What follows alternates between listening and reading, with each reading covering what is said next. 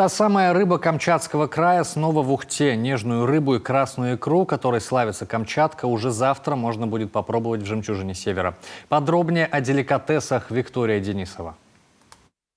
Слабосоленая, вяленая, горячего и холодного копчения. Сочная и жирная морская рыба, которой славится Камчатский край, снова в Ухте. Морепродукты, как известно, содержат омега-кислоты и позволяют восполнить дефицит витамина D, а значит укрепить иммунитет. То, что нужно северянам в феврале. В сезон простуд, да, нам не хватает витаминов и хочется что-то еще. Организм ведь требует, вот что интересно. Мясо как-то уже в сторону, а на зиму вот рыбка очень хорошо.